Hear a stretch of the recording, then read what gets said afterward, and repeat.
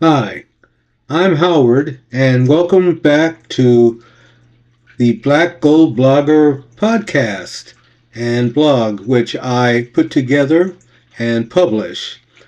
I thank you for returning. If you've seen any of my prior podcasts and thought that you would either comment or come back to hear more of what I have to say. And if you're a new follower or if you're just stopping in to check out what I'm about and what I'm talking about, well, welcome.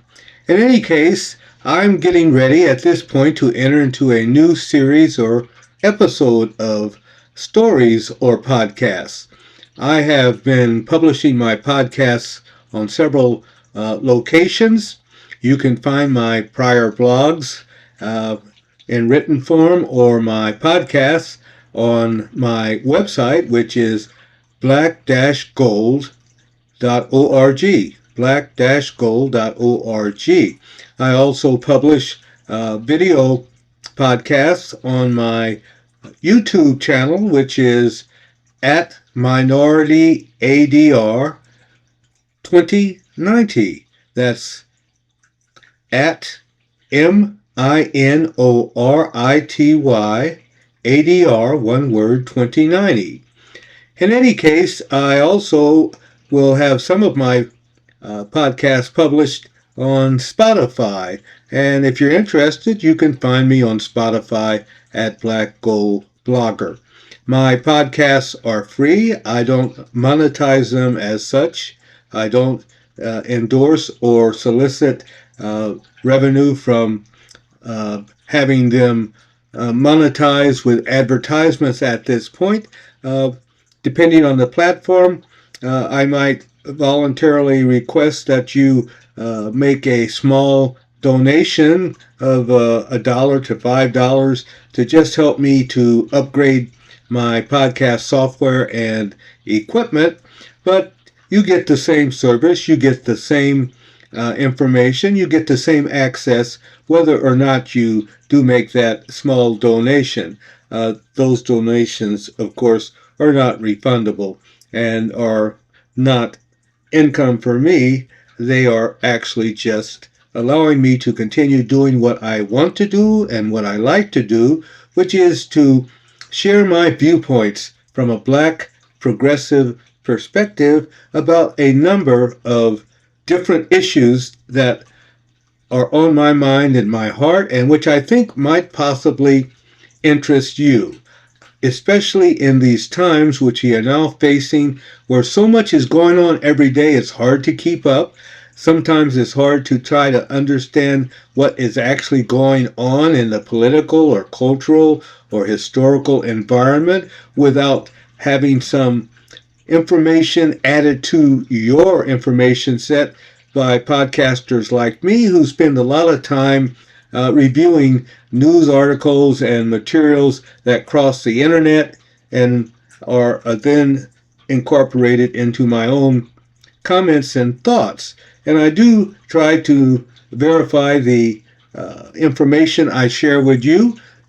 You need to know the difference between information, which I take as factual, and opinions. And I give my opinions quite freely, as you may have already discovered. So I'm starting a new series, which is a series of stories with a theme. And the theme of this new series and this podcast today is the introductory episode of this new storyline or podcast line. And the topic that I'm using for this particular series is the not so down low. On the not so down low. I think that's appropriate because some of the topics may be a bit aggressive, and I try to be open and transparent and also interesting. So the opinions I give, the information I give, is appropriately considered in this particular podcast series to be on the not so down low. And this first issue is actually just an introductory issue. I want to share with you some of the topics and ideas and concepts which I think I will be putting together and making available on my various platforms over the next week or two. And you can then, if you're interested, actually be looking for or hit links and tune in to the particular podcast topics that are a part of this storyline or podcast series that might pique your interest or be of interest to you. And so I'm going to give you, at this time, my anticipated podcast topics over the next couple of weeks. And I hope to get out at least a couple or three of them each week as time allows. And these podcasts are going to be shorter than some of the podcasts I have done in the past. I have decided that I can probably break them up into smaller topics and allow my audience to decide what interests them and what fits in with their busy schedules and timelines. So, Howard, BlackGoldBloggr, what are you going to be talking about in this series over the next couple of weeks on the Not So Down Low? And one of the first topics that I want to address is a topic that is fresh off the presses today. Many of you may have already become aware or will soon be aware of the fact that Pete Hegseth, who is the recently confirmed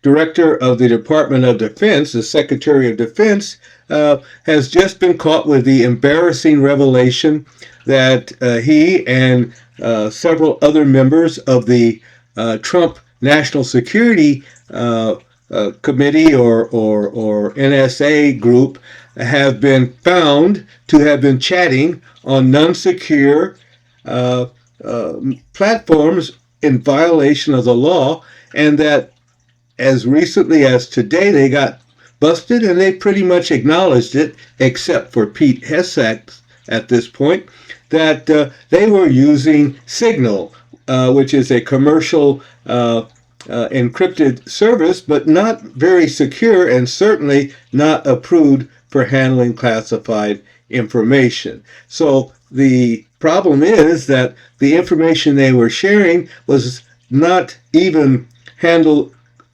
carefully enough so that they did not notice that they had inadvertently invited somebody who was not a part of the national security team.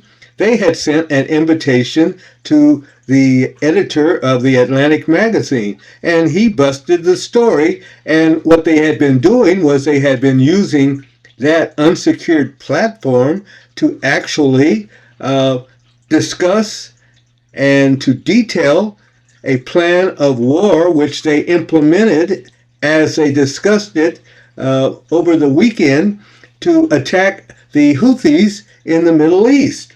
And this is an egregious and almost unbelievable violation of any sort of responsibility. You may recall Pete Hegseth just got confirmed, and a part of the confirmation, it was very partisan because all of the Republicans were willing to vote for him or ordered to vote for him by Donald Trump, and did so, so he got confirmed by one vote, and all the Democrats voted against him, and he had been charged with a number of things that reflected on his character. He had no experience in the field at all, except maybe being a platoon leader in the Middle East for one term, never having had any management experience. He was basically totally unqualified, and he was also charged with being and documented to be both an alcoholic and a womanizer, and to be very, very much anti-DEI or diversity, equity, and inclusion adverse. And so that was probably one of the worst appointments that anyone could imagine. But he promised he would not be drinking on the job while Secretary of Defense, although that has yet to be tested since he's only been in the job for a couple of weeks at this point. So anyway, that leads to the first podcast I want to discuss, and that topic certainly, which I find interesting on the down low or on the not so down low, is does Pete Hegseth want to save all of the Department of Defense DEI slots for idiots like himself and alcoholics? Apparently so, because I think that it is pretty obvious that he is very, very not only unqualified, but very, very willing to put some of the nation's most secret, top secret information onto an encrypted but not secure medium on cell phones, and that all of the other members of that national security group were also on Signal on cell phones. And at this point, who knows? Who knows which of our adversaries are listening in and for what purpose? Basically, Pete Hegseth and the National Security Administration put our national security at risk and the mission at risk, where they were sending jet fighters and other armaments into the Middle East to attack and kill Houthi people that they had determined had to die or should die or be taught a lesson. And so this person who has proclaimed that all of the minorities, blacks, brown-skinned people, all of the people who are gay or transgender, all of the women in the military need to go because they are only incompetent, unqualified, diversity, equity, and inclusion candidates and not really fit for service. Well, we'll find out and discuss whether Pete Hegseth is also a DEI appointment for whatever qualities he brings to the job, which are very, very few and hard to imagine. The second podcast that I want to do within the next couple of weeks for my On the Not So Down Low podcast series, an episode which deals with a meme which I have been sharing today and which has engendered a lot of discussion already online on Facebook, where I spend a lot of time posting and discussing matters that are consistent with my concerns and my love for America, and what I hope to be able to share with friends and those willing to discuss these issues with me from a progressive standpoint. And that meme basically says, don't tell black people to get over slavery when you still have not gotten over losing your slaves. I saw that, and it certainly reflected something that I had been considering and thinking, and I believe many, if not most, black people have also thought about it. We are considered to be DEI. We are considered to not be a part of American history. We have been the object of attempts to whitewash history and to characterize us as being unworthy and ungrateful because, after all, we got to be slaves here and learn trades like how to hoe cotton and so forth.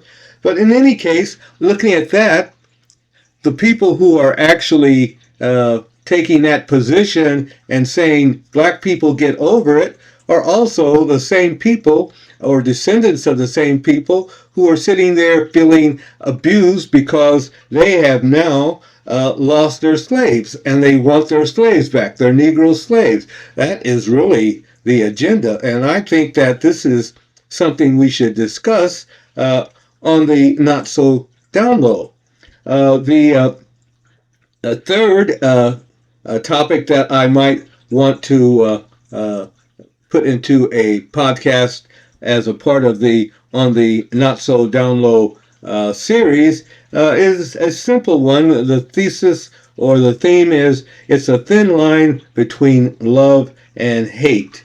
Uh, we are in a period of time when there's a lot of turmoil, a lot of anger within the country, and it's being directed towards other groups, other people, and so forth. And we are starting to see that anger exacerbated or grow in part because people who used to be your friend, or at least have presented themselves to be your friends in the past, are now obviously taking positions where they are not your friends.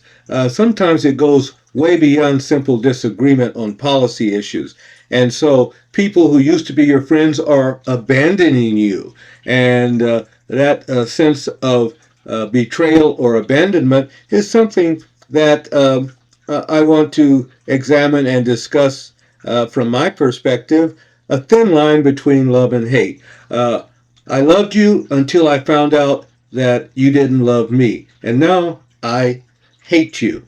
And that is a significant topic. And I think that a lot of my friends and a lot of people who are not my friends might actually want to think about that for the first time in a direct way.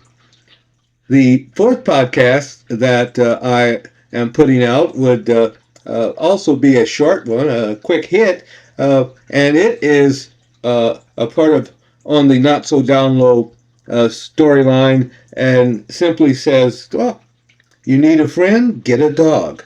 Well, I am a great dog lover. Dogs have a faithfulness and an empathy and dedication that often goes beyond that which a friend or a person, a human being, can ever have or will ever be able to show, and that includes family. I have often taken the thesis that if a friend abandons you, if a family member abandons you, if you treat your dog right, or even if you don't treat your dog the best, he's not or she's not going to abandon you. So that particular podcast, need a friend? Get a dog. I'm not much into cats. The fifth podcast that I hope to put together and to discuss with you and to receive your feedback on in this podcast storyline series of on the Not So Down Low deals more straightforward with the concept of coalition building and finding who, in fact, is someone that you need to make sure is a part of your coalition to achieve your policy objectives. And coalitions often tend to shrink in size, especially in situations where there is close issues to be decided, and policy matters. Politicians often spend a lot of time trying to figure out who should I not offend, who should I include in my coalition, who can I afford to get rid of, should I move to the left, should I move to the right. These are important topics, and of course I have opinions on who should be in a coalition, and I also have opinions as to whether a strictly two-party approach is a way to have adequate representation of minority views, of black views, of any particular group's views, and that perhaps what we need is for someone to affiliate with a party as an independent with the understanding that they are going to vote not necessarily 100% of the time, along with other people in that broader party. And so you'll start seeing coalition making and shifting. So in any case, coalition building. And uh, I taught at the college level. I taught at the law school level, uh, and online and on ground. And uh, I have always enjoyed teaching and sharing ideas with the goal in mind, not necessarily of having my students or my friends come to the same policy decisions or conclusions I do, but to learn how to actually think as opposed to just believe something. And if a person is in that category, great, then possibly it's worthwhile talking to them to persuade them at least to be able to justify a rational position for what they are believing or what they are advocating as something that should be done. And another topic, which has always been of interest to me and is becoming more and more clearly a fault line in America, is on the not so down low. What I'm proposing for that particular episode is why are so many conservatives and particularly alt-right religious evangelical Christian nationalist conservatives hung up so much on sex and gender? It seems to me that we have a group of people who are really adamant that they are going to save you rather, and that you're going to comply with their understanding of what is moral, of what is appropriate from a religious standpoint. And darn it, like it or not, they're going to save your butt. And these people become very pesky and bothersome. But the other side of the coin, on the not so down low side, is that amazingly, no, because they're human and just pretending to be gods, amazingly, a lot of those same people who are, for example, condemning homosexuality, gays, they spend a lot of time worried about transgender. They think that all women are basically machines for breeding, and so they oppose, for example, a woman's choice. They're willing to allow a pregnant woman to die so that a fetus, which may or may not be viable, can at least die along with her, if not be born. And so the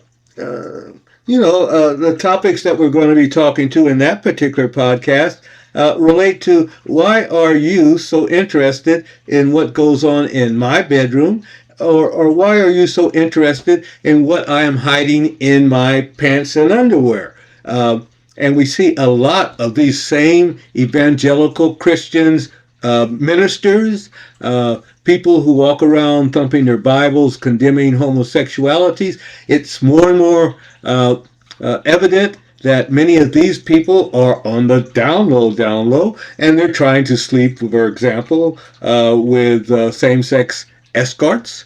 They are in the back room with Sister Susie, having a good time and praying about it afterwards. They're raping children, whether they're priests or whatever, but they spend a lot of time being sanctimonious and condemning behavior that they themselves are lusting to do or are doing regularly. And even within the past year or so, we've had numerous instances where people of all stripes, but it seems particularly in the MAGA evangelical world, are getting busted for being hypocrites. And so we're going to talk about that in a podcast about, why are you interested in what I'm doing or who I'm doing it with?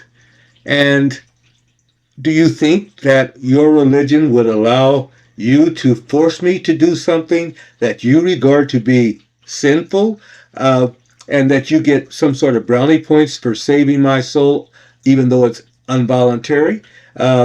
Certainly, that is opposed to most free will concepts of religions with which I am familiar. You can sin, you can repent of your sins, but at some point you're going to have to be accountable for it. Life is not a game, and what you do on the down low probably will come to light. And when it does, are you going to be a hypocrite? Are you going to pray about it? What you going to do? What you going to do when somebody has found you? So I guess we've pretty much gone through the litany of the several podcasts that I have lined up to generate. Another one, though, that I think is particularly interested and appropriate in this time, and it also relates from a political standpoint to coalition building. The title of this particular on the Not So Down Low episode is, has your representative or senator in Congress been spayed or neutered? Because apparently we're seeing more and more instances in which people who claim to be strong and leaders are cowering, putting their head in the sands to ignore behavior, kissing basically somebody's butt because of fear or whatever purposes. So pretty obviously spayed or neutered. And if they're comfortable with that, that's great. There'll be fewer of them in the future, I hope, I guess.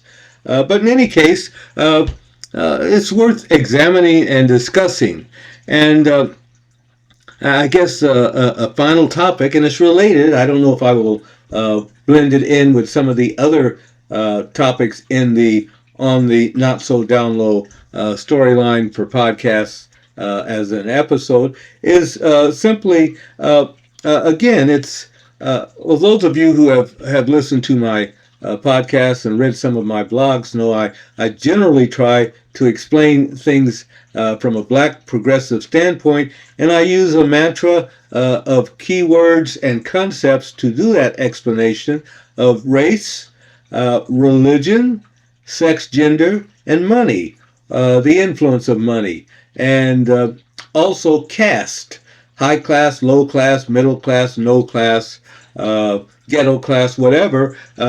The way we look at each other and differentiate each other and make predictions about how we are going to act is generally explainable or predictable based on one of those 4 or 5 criteria. So the last podcast on the Not So Down Low series I contemplate will be, would conservative American evangelicals rather be rich, make others miserable, make sure the others get to their heaven, their being the evangelicals' heaven, whether they like it or not?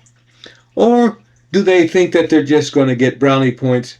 And another side of that same issue is, if you can't be happy on earth, what makes you think you could be happy in your heaven?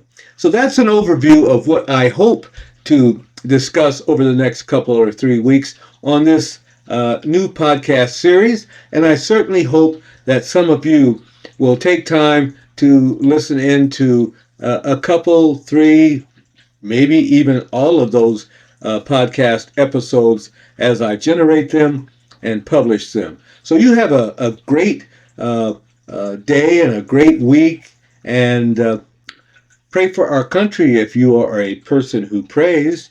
If you don't pray, then go out and advocate for our country, advocate for the rights of the oppressed, and someone needs to be aware of the fact that if it's someone else that's getting skewered today, how long will it be before you are a part of that kebab? So anyway, thanks so much for participating, and have a great week. And again, pray for our country.